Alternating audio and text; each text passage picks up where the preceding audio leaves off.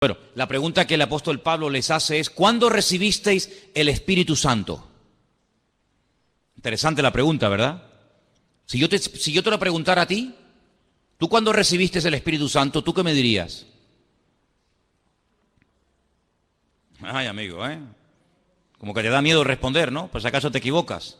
Luego no estás muy seguro. Porque si yo te digo, ¿cómo te llamas? Tú no dices, Tú sabes que hay gente que cuando le haces una pregunta, te dicen, Pero es una forma para pensar la respuesta, ¿no? ¿Cuándo recibieron ustedes el Espíritu Santo? Y ellos dicen, nosotros nunca hemos oído hablar del Espíritu Santo. Yo imagino que ninguno de ustedes me daría esa respuesta, ¿sí o no? Porque ustedes saben quién es el Espíritu Santo, ¿sí o no? ¿Quién es? Ajá. Entonces Pablo le dice, bueno, si ustedes no saben quién es el Espíritu Santo, ¿ustedes en qué fuisteis bautizados? ¿Cuántos bautismos hay según la Biblia? 1. Unos dicen que no. 2. ¿Cuántos? 1. Oye, ¿os dais cuenta, Hay 7 bautismos mencionados en el Nuevo Testamento. 7. ¿Me podéis nombrar uno? El bautismo de Juan el Bautista. El bautismo en agua, el que practicaban los discípulos, ¿verdad? ¿Bien? El bautismo del Espíritu Santo. Yo os bautizaré en Espíritu Santo y fuego, dijo el Señor. ¿Qué más? Por un mismo Espíritu fuisteis todos bautizados en un cuerpo. Bueno, no es el tema a tratar, pero para que veáis. Entonces, el apóstol Pablo dice, mira, vamos a hacer una cosa con ustedes. Ustedes fueron bautizados por Juan el Bautista hace 25 años atrás. Ustedes se han quedado anclados en el tiempo. Ustedes no han madurado, no han crecido. Ustedes viven de una experiencia que tuvisteis que fue muy bonita, pero forma parte del pasado hace 25 años. Y el creyente no puede vivir de los recuerdos, de la gloria pasada, sino tiene que vivir en una constante renovación, ¿sí o no? Porque si usted para contar un testimonio o para hablar algo bonito que el Señor hizo en su vida, tiene que recurrir a algo que le pasó hace 25 años, quiere decir que usted hoy no tiene nada que contar. Y sin embargo, el creyente cada día tiene algo que contar, ¿sí o no? Yo puedo contar testimonio de hace 25 años, gloria al Señor, pero también puedo contar testimonio de hoy mismo, porque Dios cada día nos sorprende y cada día, pues oye, tiene algo nuevo para nosotros, porque Él nos quiere llevar, como he dicho 1.000.000 de veces, de gloria en gloria. Y de victoria en victoria, y de bendición en bendición, y de triunfo en triunfo, Entonces, vamos a empezar de cero. El apóstol Pablo dice que los bautiza, y a continuación dice la Biblia que comenzaron a hablar en otras lenguas. Ya había pasado en Hechos capítulo 2, y así empezó la iglesia, con un pequeño grupito de 12 personas. Al poco tiempo, apareció por allí un matrimonio que llegaron a ser unos colaboradores tremendos en el ministerio del apóstol Pablo. Yo doy gracias a Dios por los que colaboran, ¿sabes? Gracias a Dios por los que cantan y por los que predican. Todo eso está muy bonito. Pero gloria a Dios por los que colaboran. Amén. Hace falta gente que colabore en las congregaciones. Las congregaciones crecen en la medida del número de colaboradores que tienen. Gente que apoya, gente que a lo mejor no predica, que no se ve mucho lo que hacen o lo que dicen, pero ahí están, sustentando, protegiendo, apuntalando la obra del Señor, ¿verdad? Y por allí apareció Priscila y Aquila. Priscila y Aquila. Un matrimonio. Oye, ¿será casualidad que haya puesto primero Priscila y luego Aquila? ¿O se equivocó el autor del libro de los Hechos cuando lo puso? ¿No tenía que haber puesto primeramente a Aquila y luego a Priscila? Tú fíjate cómo no hay casualidades, que cuando empieza el primer viaje misionero, el primero, dice que iba Bernabé y Saulo o Pablo. Pero más adelante dice que iba Pablo y Bernabé. Esto tiene una razón de ser. Priscila y Aquila se dedicaban al mismo oficio del apóstol Pablo. Y ahora, si yo les explicara lo que realmente significaba, lo que realmente era hacer tiendas de campaña, no tiene nada que ver con lo que la mayoría de las veces nos hemos imaginado. El apóstol Pablo era fabricante de talit. Y por eso él tenía tanto acceso a las sinagogas de los judíos y por eso era tan bien recibido, ¿verdad? Pero bueno, vamos a dejar eso a un lado. La cuestión está en que tiene a Priscila y Aquila como colaboradores de la iglesia en Éfeso. Al poco tiempo aparece Tíquico. Al poco tiempo se une al equipo ministerial Timoteo. Y mira tú por dónde, ¿sabes quién estaba de miembro en la iglesia de Éfeso? El apóstol Juan. Sí, el que escribió el Apocalipsis, el Evangelio, allí estaba. ¿Pero con quién estaba? ¿Con quién estaba Juan? No, tampoco. Estaba con una mujer muy importante. Estaba con María, la madre de Jesús, ¿o no? Porque en la cruz el Señor le dijo, Juan, ahí está tu madre, mujer, ahí está tu hijo. Y Juan se la llevó a su casa. Y la historia secular cuenta que durante muchos años María y Juan, el amado, eran miembros de la iglesia de Éfeso, en la que Pablo estuvo 2 años. El día de la despedida, cuando Pablo dijo, hermanos, mi tiempo aquí se ha terminado, me tengo que ir a otro lugar. El día de la despedida dice que reunió a los ancianos de la iglesia y les dijo, hermanos, sabéis cómo entré y sabéis cómo me voy. No le debo nada a nadie. Sabéis mi trabajo, sabéis lo que he hecho, sabéis lo que hice, pero agárrate lo que dice. Yo sé que el día que yo me vaya, de entre vosotros, no le está hablando a inconversos, no le está hablando a gente que pasaba por la calle y entraron, sino a los ancianos, a los líderes de la obra, les dice, yo sé que el mismo día que yo me vaya se levantarán de entre vosotros lobos rapaces que no perdonarán al rebaño. Increíble. No se habían levantado durante el tiempo de Pablo, porque claro, Pablo los tenía como a raya, ¿no? Pero en cuanto se creara esa especie de vacío, se iban a levantar personas con falsas enseñanzas, con falsas doctrinas, pero Pablo había estado 2 años, hermanos, 2 años predicando de noche y de día, casa por casa, uno por uno, 2 años el mejor predicador de la época, un apóstol de Jesucristo, 2 años enseñando sana doctrina y el día de la despedida dice, yo sé que ustedes van a contaminar la iglesia, porque ustedes son como lobos rapaces que van a esperar que yo me vaya para hacerse con el rebaño. Y entonces, ¿qué es lo que hace Pablo? Le dice a Timoteo, Timoteo, quédate aquí. Y comienza a corregir todas las barbaridades que van a comenzar a enseñar a esta gente. Comienza a exhortar, dedícate a la lectura, predica a tiempo y fuera de tiempo, que nadie tenga en poco tu juventud. Y le escribe no 1, 2 cartas le escribe a Timoteo para que él tenga material para enfrentarse a la dura lucha que va a enfrentar en Éfeso. Dicho sea de paso, en Éfeso a Pablo lo apedrearon y lo dieron por muerto. Sabéis que Pablo, cuando le escribe la carta a los Corintios, hay un momento en el que él da una lista de todos los padecimientos, de todos los sufrimientos que él ha ido experimentando a raíz de servir al Señor. Dice que fue apaleado, fue, apedreado, encarcelado, torturado, en fin, una barbaridad. Y dice, y en Éfeso peleé contra fieras.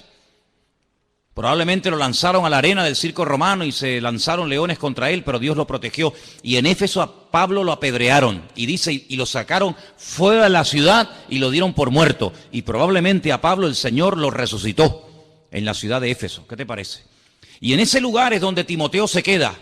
Y en ese lugar es donde él empieza su primera experiencia en el ministerio como pastor. Y en el capítulo 6... porque Pablo le da muchas instrucciones acerca de cómo tienen que comportarse los supuestos pastores, los diáconos, las mujeres, las solteras, las viudas, etc.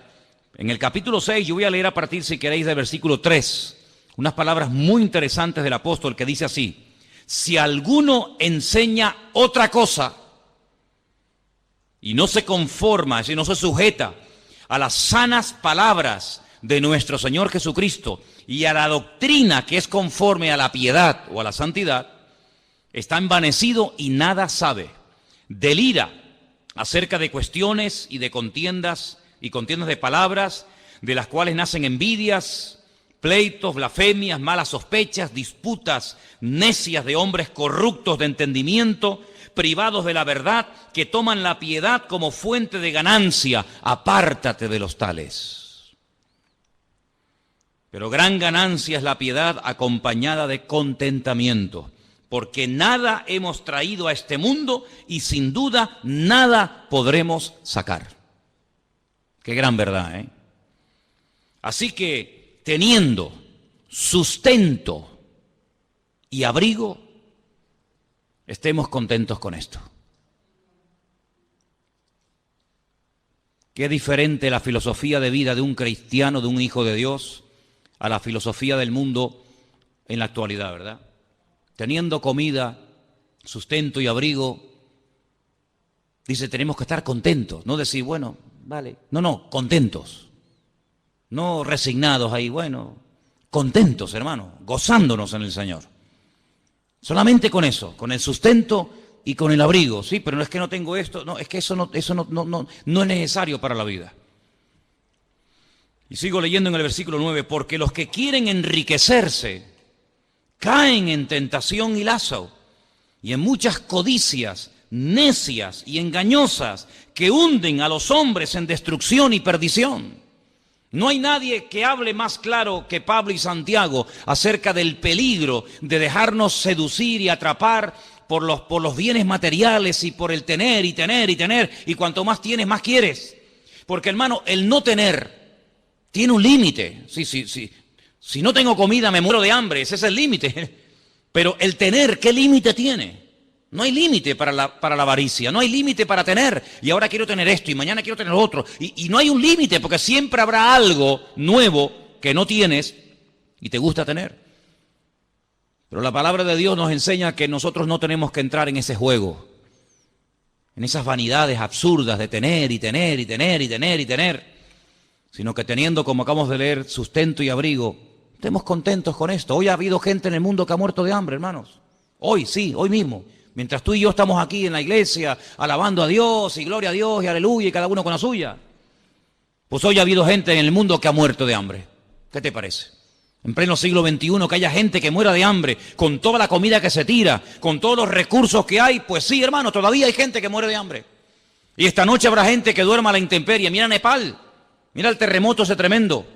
Dice que ya van como, no sé, 5, 6, 7, 8 mil. Bueno, y aparte nunca sabrán los que realmente murieron, porque por esas aldeas, a esas altitudes, ¿quién sabe cuánta gente vive allí? Se desmoronó la montaña y tú te crees que te van a poner a contar los muertos. Olvídate. Tremendo, ¿no? Tremendo, ¿no? Y nosotros esta noche, gracias a Dios, podremos dormir en una cama y tranquilos y cubiertos. Así que, hermanos, ¿cuántos motivos tenemos para darle gracias a Dios? Amén. Amén. Y ahora viene un versículo que es tremendo, ¿no? Dice, porque raíz de todos los males es el amor al dinero. Fíjate que no menciona el dinero, sino el amor al dinero, que es otra cosa. El cual, codiciando algunos, fíjate lo que dice aquí, se extraviaron de la fe. Luego la habían conocido, habían experimentado el amor del Señor. Capaz que hasta servían al Señor. Dice, pero se extraviaron de la fe y fueron traspasados de muchos dolores. ¿Sabes que en la segunda carta, la segunda carta que Pablo le escribe a Timoteo, él dice que cuando lo sacaron de la cárcel para hacerle el juicio, bueno, le hicieron varios, ¿no? Pero dice, la primera vez que lo juzgaron, la primera vez que le tomaron declaración, dice, yo estuve más solo que la una, nadie estuvo a mi lado. Dice que un tal Alejandro, que era uno de los que viajaban con ellos, predicando y fundando iglesias y levantando la obra del Señor, dice que se le fue. Y encima se le fue causándole unos problemas terribles. Y después menciona un tal Demas, que es mencionado en otras cartas, no solamente en la carta de Pablo a Timoteo, sino en otras también. Y dice, y Demas me ha dejado, dice, amando a este mundo. Es decir, el mundo lo arrastró, lo atrajo como un imán, de tal manera que dejó a Cristo, dejó el ministerio, dejó la predicación, lo dejó todo, porque el mundo le lanzó el guante y lo atrapó. Y este era uno de los que se dedicaba a predicar la palabra. Uno de los que viajaba con Pablo, y con Pablo, dicho sea de paso, no viajaba cualquiera, no viajaba cualquiera. De hecho, todos conocemos el incidente, ¿verdad?, que hubo en cierta ocasión ya en el primer viaje misionero entre Pablo y Marcos. ¿Sabéis o no? Dice la Biblia que, bueno, llegó un momento en el que Pablo viajaba con Bernabé y Bernabé se llevó a su sobrino, a Juan Marcos, el que después escribiría el primer evangelio que lleva su nombre. Y dice que a la primera de cambio, cuando comenzaron, en fin, las persecuciones, las luchas, en fin, las cosas a ponerse duras y difíciles, Juan Marcos se volvió y los dejó. Y en el segundo viaje misionero, cuando Pablo, en vez de ir por mar, quiere ir por tierra, visitando las iglesias que habían fundado en el primer viaje y aparte yendo a otras latitudes, Bernabé dice, bueno, vamos a llevar otra vez a mi sobrino. Y Pablo dice, esta vez no. ¿Por qué? Porque nos abandonó. Y Bernabé seguramente le habrá dicho, bueno, pero vamos a darle una segunda oportunidad. Perdonen la expresión, metió la pata en el primer viaje, se asustó. Era demasiada presión, demasiada responsabilidad. No estaba firme, no era maduro para aguantar esto, pero bueno, vamos a darle una segunda oportunidad. Y Pablo que no, y Bernabé que sí, y Pablo que no, y Bernabé que sí, y Bernabé y Pablo dicen, pues mira, yo no puedo trabajar más contigo. Y Pablo dice, pues muy bien, pues vete. Y dice la Biblia que Bernabé cogió a su sobrino, a Marcos, y se fue a la isla de donde él era, a Chipre. Y Pablo dice, bueno, pues yo me voy con Silas. Silas, que también en la Biblia aparece con el nombre de Silvano, que era el que les escribía las cartas. Porque Pablo las dictaba y él las escribía y luego las firmaba. Y la Biblia pues nos dice que se separaron durante años y no volvieron a trabajar juntos. Fíjate lo exigente que era Pablo, que como la liaras una vez, cruz y raya, se acabó. Contigo no se puede contar para esto por lo menos. Después de muchos años sabemos que Pablo le dijo a Marcos que viniera a la cárcel a visitarlo y tal y cual, pero si Demas viajaba con Pablo es porque había pasado el filtro. Porque a Pablo no se la daban con queso, a Pablo no se le colaba cualquiera. Pues a ese que viajaba con Pablo, a ese que sirvió al Señor en el ministerio juntamente con Pablo, dice que lo abandonó por amor a este mundo. Así que no solamente una persona que no es pastor y que no sirve al Señor, digamos, a tiempo completo, puede ser en un momento determinado engañado y atrapado y engañado por el mundo, sino que también pastores. Y gente que servía al Señor lo abandonan. Y tengo que decir lamentablemente que yo he conocido, no muchos, gracias a Dios, no muchos, pero he conocido 3, 4, tal vez 5 pastores que por los negocios hablaron con sus respectivas congregaciones que se iban a dedicar un tiempo a los negocios, iban a ganar dinero y que con ese dinero iban después a financiar la obra y la obra iba a estar mucho mejor y abandonaron el ministerio y nunca más volvieron.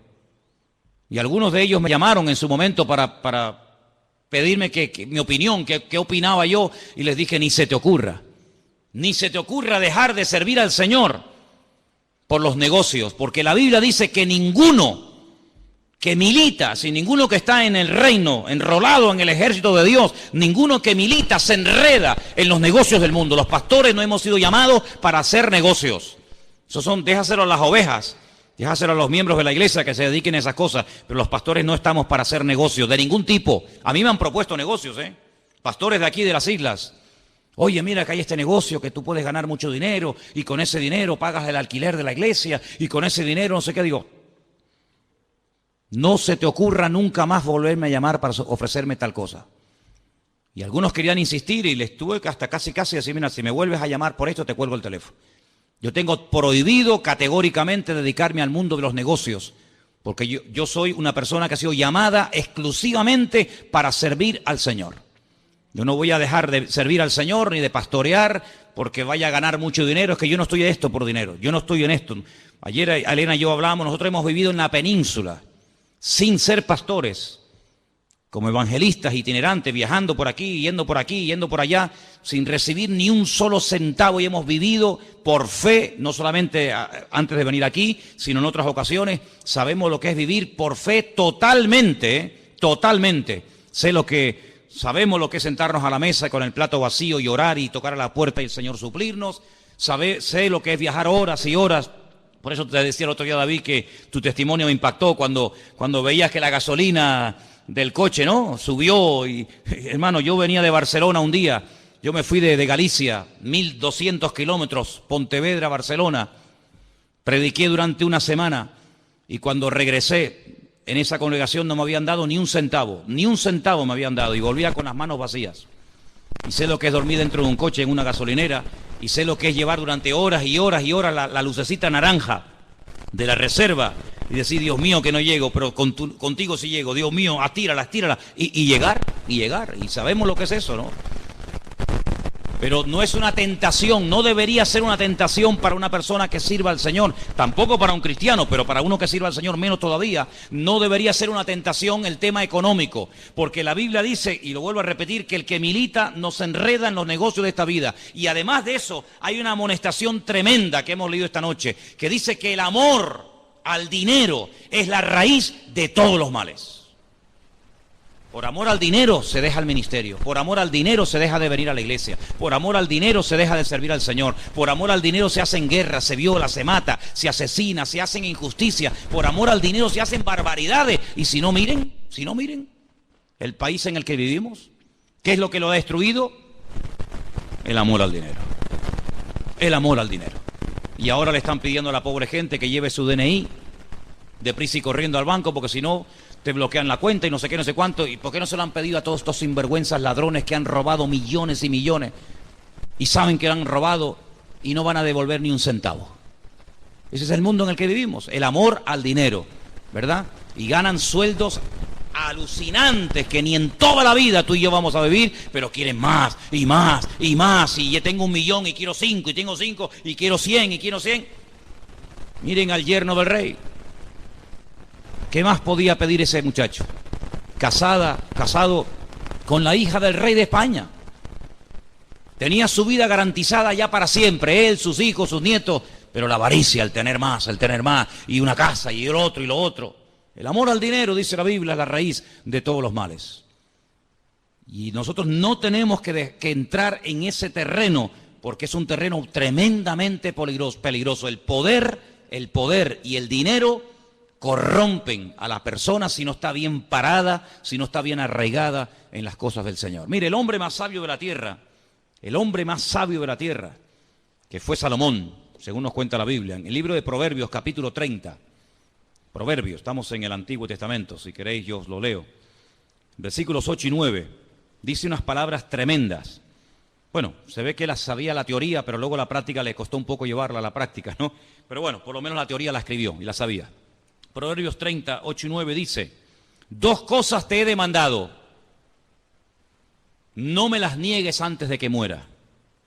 Vanidad y palabra mentirosa aparta de mí. No me des pobreza ni riqueza. Son los 2 extremos, ¿no? Manténme del pan necesario, no sea que me sacie y te niegue y diga: ¿quién es Dios? ¿Quién es Dios? O que siendo pobre hurte y blasfeme el nombre de mi Dios. Ahí la sabiduría le funcionó y él sabía perfectamente que tanto un extremo, la miseria, la pobreza, como la superabundancia, son 2 peligros que terminan matando y destruyendo la vida del hombre. La pregunta que yo les quería hacer esta tarde acerca de este tema es: ¿se puede en la iglesia, o mejor dicho, habla la Biblia del tema del dinero?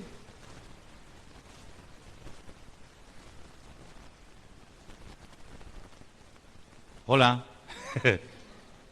Hemos mencionado un versículo donde aparece la palabra dinero, ¿sí o no? Claro que la Biblia habla de este tema. ¿Saben por qué? Porque tal vez a lo mejor tu problema no sea la enfermedad. Tal vez tu problema no sea tu matrimonio. Tal vez tu problema no sean los nervios, o la depresión, o cualquier otra situación de la vida. Pero tarde o temprano el tema económico de alguna manera u otra nos va a afectar a todos, ¿sí o no? A todos nos va a afectar, porque vivimos en un mundo donde hay un sistema creado por el hombre. Y en ese mundo vivimos, aunque no somos de este mundo, estamos de paso, pero por vivir en este mundo, cuando llega final de mes, tenemos que pagar, los que tengan casa en propiedad, su hipoteca, los que vivimos de alquiler, nuestro alquiler. Cuando llega el recibo de la luz hay que pagarlo con dinero. Cuando quieres poner gasolina en el coche hay que utilizar dinero. Cuando quieres comprarte un par de zapatos porque te hacen falta tienes que utilizar dinero. Cuando quieres llamar a tu familia que está en el otro punto de la tierra tienes que pagar con dinero. En fin, todo hoy en día gira en torno al dinero. Y con el dinero se pueden hacer muchas cosas buenas, claro que sí. Con el dinero se pueden abrir iglesias, se pueden comprar Biblias, se puede comprar cosas para ayudar a la gente. Habéis visto en la pantalla, habéis visto lo que se hizo en su día, gracias al Señor, con el dinero que entraba, se pudo comprar un terreno donde hoy en día hay niños huérfanos ¿verdad? Que si no fuera por la ayuda que reciben estarían por las calles tirados como perros, muertos de hambre, o sabe Dios qué, ¿verdad? Con el dinero se pueden hacer maravillas, pero también se pueden hacer auténticas barbaridades. Auténticas barbaridades. Fíjate tú, hermano, que el día que el Señor Jesucristo resucitó y los fariseos y los escribas y los sumos sacerdotes sabían que había resucitado, porque ellos sabían perfectamente que el testimonio de la guardia romana era un testimonio fidedigno. Ellos sabían perfectamente que la resurrección se había producido, pero no querían aceptarla. No querían decir, oye, nos hemos equivocado, hemos matado al Mesías y al final era quien él dijo que era, el Mesías, y ha resucitado. Bueno, vamos a pedirle al Señor perdón. No. Inventaron un rollo, inventaron una historia y le ofrecieron a los soldados romanos dinero para que dijeran, si os preguntan, ¿qué pasó? ¿Qué pasó con el cuerpo de Jesús? ¿Resucitó? ¿No resucitó? ¿Qué fue? Dice que los sobornaron, les dieron dinero para que le dijeran a la gente, no, es que nos quedamos dormidos. Fíjate, 16 soldados romanos nos quedamos dormidos, vinieron de noche sus discípulos, pasaron por encima de nosotros, rodaron la piedra, antes cortaron el sello romano, sacaron al muerto fuera y no nos hemos enterado. Y dice, y este dicho llega hasta el día de hoy. Es decir, que cuando se escribieron los evangelios todavía corría la bola en el mundo de que era mentira que Jesús había resucitado, sino que sus discípulos robaron el cuerpo y fue todo por un soborno con dinero. Entonces, con dinero se pueden hacer maravillas y con dinero se pueden hacer auténticas barbaridades. Porque el dinero es un instrumento, es un buen siervo, pero es muy mal amo, es tremendamente cruel. Si lo usas, será una bendición. Si te usa, te destruirá. Si lo usas adecuadamente, si lo administras, si lo canalizas para el fin por el cual Dios te lo dio, será una bendición.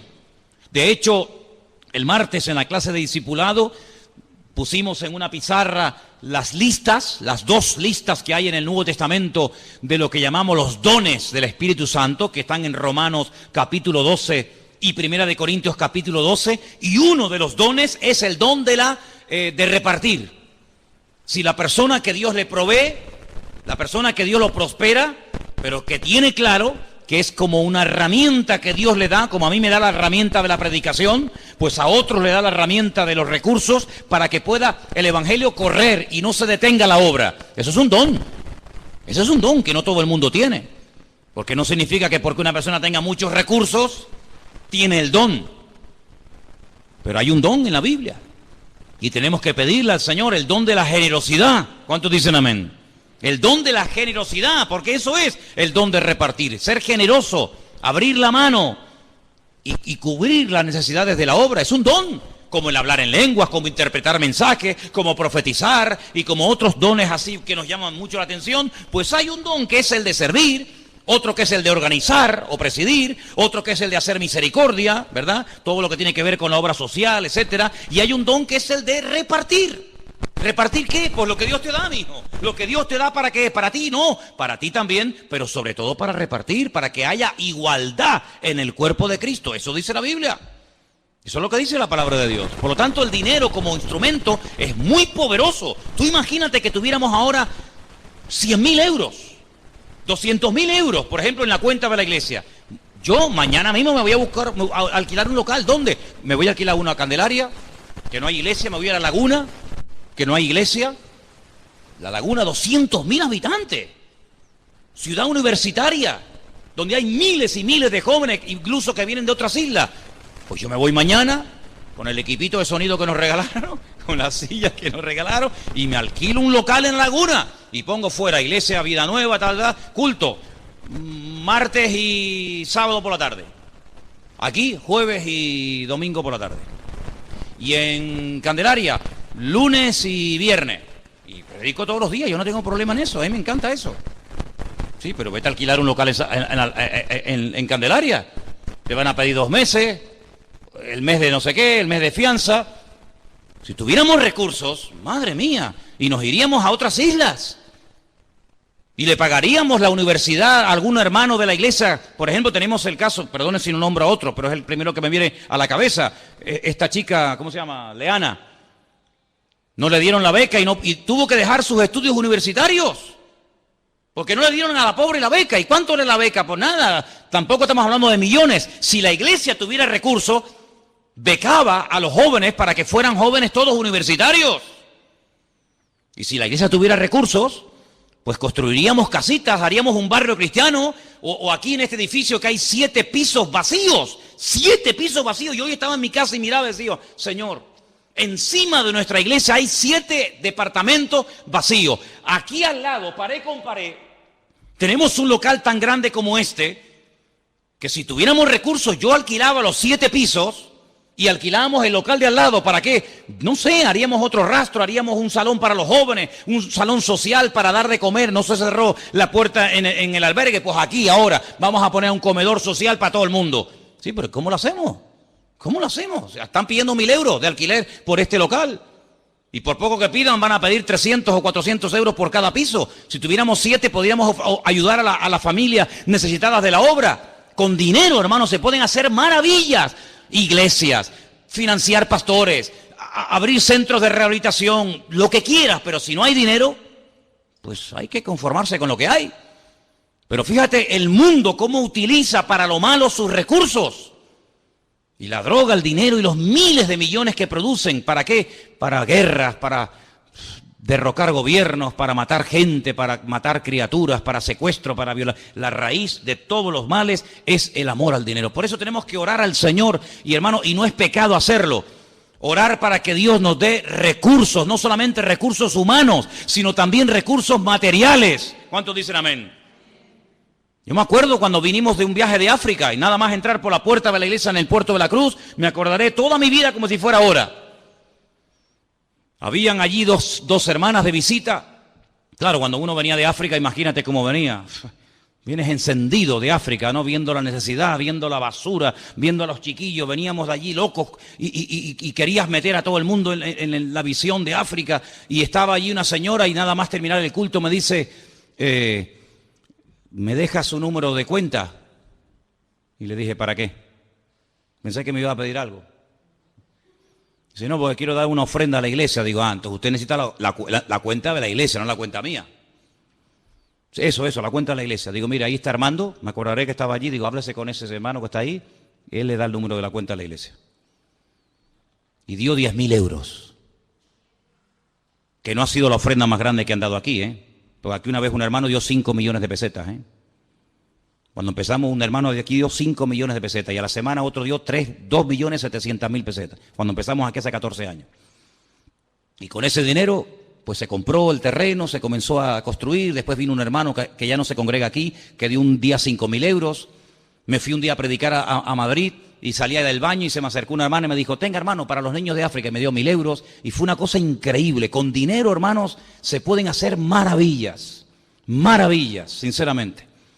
Y tenemos que orar al Señor, que el Señor levante obreros, pero obreros que podamos después ayudarlos y podamos sustentarlos y que se dediquen, como yo creo que tiene que ser dedicado un obrero, a tiempo completo y que tenga sus recursos y que tenga sus necesidades cubiertas. ¿Para qué? Para que tenga 24 horas al día dispuesto para servir al Señor. Y tenemos que orar y Dios lo puede hacer. ¿Cuántos dicen amén, hermanos? Dios lo puede hacer. Yo creo que una de las cosas que el diablo está tratando de controlar a toda costa son las finanzas y los recursos, para que los creyentes no levanten cabeza y para que las iglesias sean cabeza en vez de ser cola, como dice la palabra que tienen que ser. Y a mí me da mucho dolor cuando veo hermanos que tienen, para que seamos cabeza y no cola, ¿no? Lo dije al revés, perdón. Menos mal que ustedes ya saben de la Biblia. Que ya pueden corregir al pastor. Fíjate qué maravilla, ¿eh? Qué nivelazo, ¿eh? Tremendo, ¿eh? Entonces, hermanos, tenemos que orar que Dios supla recursos, hombre. Imagínate que pudiéramos alquilar ese local, no sé, en La Laguna, en Candelaria o en Guímaro, donde fuera. Bueno, a alguna pareja ahí de la iglesia que esté dispuesto a ir allí. Venga, mandamos a fulano y a mengano. Sí, ¿cómo los mandamos? ¿Con una mano delante y la mano detrás? ¿Cómo los mandamos? Habrá que comprarles un cochecito, alquilarles un piso, pagarles el primer año los gastos de la obra hasta que la iglesia crezca. ¿Cuántas maravillas se pueden hacer con recursos, hermanos? Y tenemos que orar para que en el nombre de Jesús las riquezas o las necesidades materiales de la obra no frenen el avance del Evangelio, no frenen el avance del Señor. Y yo creo que si tenemos fe y oramos, el Señor va a hacer milagros entre nosotros. Porque nuestro Dios es un Dios de milagros. Pero hay algo, hermanos, que yo tengo que decirlo. Y no lo digo con doble intención, porque líbreme Dios. Lo digo con toda sinceridad. Mire, hermano, si nosotros somos fieles, aunque seamos 4, no me importa el número. El número no tiene nada que ver con esto. Si nosotros somos fieles con nuestro Dios, en lo que nos corresponde como cristianos dar, Dios va a respaldar su obra. Porque dice la Biblia, y quiero leer ese versículo esta tarde, porque la Biblia, claro que habla de economía, pero de economía sana, no de economía corrupta como están las calles, sino de una economía correcta, sana, justa.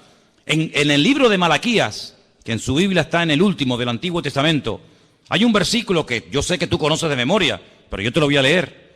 Está en capítulo 4 de Malaquías. 3, perdón. Cuando uno deja su Biblia y coge otra, ¿verdad? En la otra Biblia mía hago así, pum, y lo encuentro enseguida. Cuando uno cambia de Biblia parece que nos cuesta más conseguir las cosas, ¿no? Pero hablando acerca de las ofrendas, hablando acerca de los diezmos.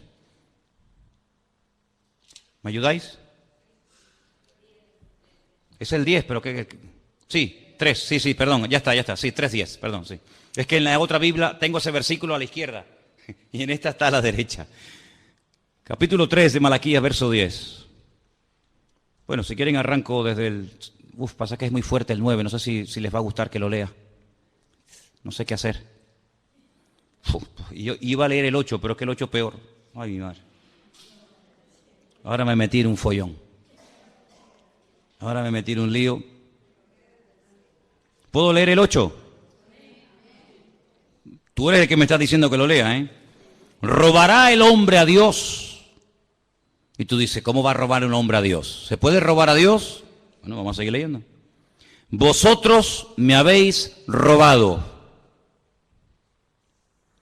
Y dijisteis, ¿en qué? ¿En qué te hemos robado a ti? Y dice el Señor, en vuestros diezmos y en vuestras ofrendas. Yo te dije que el versículo era muy fuerte, ¿eh? Yo te dije que el versículo era tremendo. ¿Me dejáis leer el 9? Bueno. Malditos sois con maldición, porque vosotros, toda la nación, me habéis robado. Claro, tú lees esto y tú dices, madre mía, qué tremendo, ¿no? Así que esta gente, si lees el contexto, sembraban, apenas cosechaban, todo les iba mal. Estaban bajo maldición, según hemos leído, porque Dios les dice en el versículo 8, me habéis robado en esto y en esto. Y las consecuencias las estáis sufriendo. Así de claro. La pregunta es, ¿hay solución? ¿Hay remedio? Siempre hay solución, hermano. Siempre hay remedio. Siempre. Cuando el Señor apunta con su dedo y señala en una dirección hacia algo que estamos haciendo mal, no lo hace para condenarnos, sino lo hace para decirnos, oye, pero si quieres, puedes salir de este callejón sin salida. Sí, estáis mal, estáis bajo maldición, lo habéis hecho fatal, pero la solución la da en el verso 10, que era el que yo en un principio quería leer, pero te leí el 8 y el 9 porque tú me diste permiso para leerlo. Traed todos los diezmos al alfolí. ¿Sabéis lo que era el alfolí? Porque si leo una palabra y no la entendéis, ¿para qué sigo? El alfolí era una caja, un cajón grande, con una especie de ranura, como una hucha gigante, ¿vale? Traer todos los diezmos al cajón, traer todos los diezmos a la hucha. Por eso, dicho sea de paso, sabéis que hay muchas huchas que tienen forma de cerdo. Es un cerdito con una rajita arriba, ¿sí? ¿Y por qué tienen forma de cerdo? Porque los que daban el diezmo eran los judíos. Las naciones paganas no pagaban el diezmo, pero los judíos daban el diezmo. ¿Y cómo llamaban a los judíos? Cerdos. Y era un insulto. De ahí vienen las huchas con forma de cerdito. Traed los diezmos al alfolí, haya alimento en mi casa. Y ahora dice algo tremendo, que no lo dice sobre otro tema, pero sí sobre este. Probadme ahora en esto. si no os abriré las ventanas de los cielos, derramaré sobre vosotros bendición hasta que sobreabunde. Además, verso 11, reprenderé también por vosotros al devorador, y no destruirá el fruto de vuestra tierra, ni vuestra vid en el campo será estéril, dice el Señor de los ejércitos.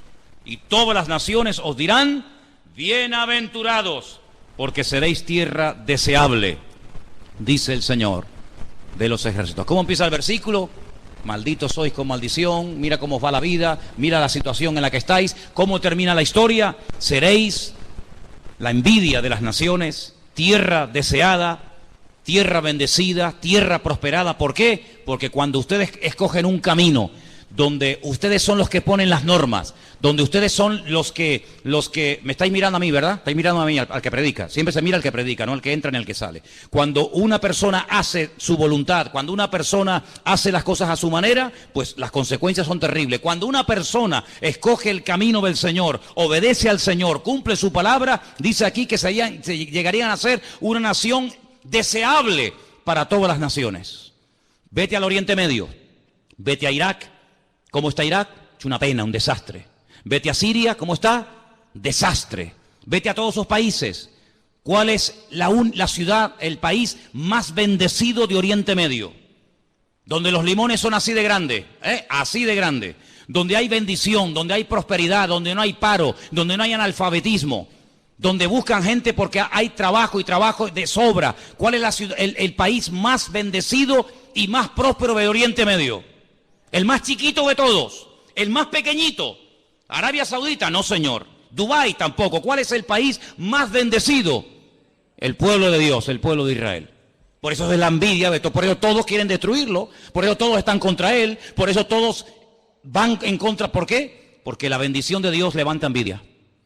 Porque la bendición de Dios, el respaldo del Señor, pone furioso al enemigo. Cuando tú no produces envidia en el enemigo no se mete contigo. Cuando tú eres una persona bendecida, cuando el gozo del Señor es tu fortaleza, cuando el Señor te va abriendo puertas, todas aquellas personas que dicen que no creen en Dios, en lo más profundo de su corazón te tienen envidia y celos. ¿Por qué? Porque ven el respaldo del Señor sobre tu vida. Fíjate qué curioso, te voy a poner un ejemplo. Un esclavo, un muchacho que no lo quieren ni sus hermanos, sus propios hermanos carnales ni lo quieren, no lo pueden ver en pintura, le han puesto un mote. Antiguamente, aquí había gente que se conocía más por el mote que realmente por su nombre propio. Ahí viene el soñador, unos celos, una envidia terrible, todos los hermanos, desde el más grande hasta el más pequeño, contra su hermano José. ¿Por qué? Porque es un chico bendecido. Porque es un chico que tiene comunión con el Señor, Dios le habla, Dios le da sueño, Dios le da revelación, y la envidia, te vuelvo a repetir, siempre despierta envidia y celos en la gente que te rodea. ¿Qué es lo que quieren hacer? Matarlo, acabar con su vida, lo meten en un pozo, lo quieren matar de hambre, lo quieren matar de sed. Rubén dice, no, vamos a hacer algo, vamos a venderlo porque ya matarlo es muy duro. Pero bueno, y cuando vayamos a la casa y nuestro padre nos pregunte por nuestro hermano, ¿qué le decimos? Si él lo mandó. Y ahora cuando vayamos nosotros y José se queda aquí, ¿qué le decimos? Bueno, inventamos una mentira. Le quitamos la ropa, que era una ropa de colores que él llevaba, la teñimos con sangre de un animal y le decimos a nuestro padre que José ha sido despedazado por una fiera del campo y ha muerto. Fíjate qué crueles, qué crueles. Ni uno dijo, no hagamos eso. ¿Cómo le vamos a decir a papá eso? Y un año, y otro año, y ninguno hablaba, todos callados como zorros. Y José, el pobrecito, allí más solo que la una en Egipto. Pero dice la Biblia que el Señor estaba con José. ¿Cuántos dicen amén? La Biblia no dice, pero el Señor estaba con Rubén, el Señor estaba con Neftalí, el Señor estaba con Gad o con Aser. No, el Señor estaba con aquel que aparentemente era el que peor estaba. Solo, abandonado, tirado allí como un perro en Egipto sin entender ni papa, porque él hablaba hebreo, allí se hablaba en el idioma de los egipcios, árabe, él no entendía nada, sin padre, sin madre, sin comérselo ni bebérselo, más solo que la una. Lo compra un señor llamado Potifar y se da cuenta que este muchacho es distinto, se da cuenta que este joven es diferente. siembra y hay unas cosechas alucinantes. Organiza el ganado y el ganado es sano, robusto y fuerte. Donde pone la mano José, dice, ahí estaba la mano de Dios. José es un hombre próspero porque tiene comunión con el Señor. Claro, la envidia y los celos, ¿de qué venía? De la unción y de la bendición de Dios que había sobre su vida. Entonces, amados hermanos, te das cuenta cómo cuando una persona es bendecida, cuando una persona tiene algo que decirle al mundo, la gente te preguntará y la gente se te acercará. Pero si vamos por la vida quejándonos, si vamos por la vida lamentándonos, ¿qué te van a preguntar a ti? ¿Para qué se te van a acercar a ti si ya poniendo la televisión nos ponen la cabeza así todos los días? Pero ¿a quién se van a acercar? A la persona que vive en este mundo, pero es diferente. Ríe, canta, danza, baila, honra al Señor. ¿Por qué? Porque aunque vive en este mundo, no es de este mundo. Y eso es lo que la gente tiene que ver en ti y lo que tiene que ver en mí. Pero no lo van a ver aquí dentro, porque aquí de la gente en la calle prácticamente no entran porque les da miedo. Pero cuando salgas de aquí, ya verás compañeros de trabajo, compañeros de instituto, compañeros de clase, vecinos, amigos, familiares. Es ahí donde tienes que marcar una diferencia y hablar diferente y hablar distinto, decir, Dios está con nosotros, pero en palabras y en hechos. ¿Cuántos dicen amén? Pero para eso tenemos que hacer lo que nos corresponde. Esto no es tocar un botón y ya está, no. Acá hay una parte humana que cuando nosotros la hacemos, Dios dice que hace así y abre las ventanas de los cielos, derrama bendición hasta que sobreabunda y además Él se encarga de reprender al devorador. Y yo pregunto, ¿y quién es ese señor? ¿Quién es el devorador? El diablo. Bueno, pues yo veo cristianos que están todo el día reprendiendo al diablo. Todo el día están reprendiendo al diablo. Pero si el Señor dice, pero si tú haces tu parte, el que lo voy a reprender voy a ser yo. ¿Y a quién le va a hacer más caso el diablo? ¿A ti o a Dios?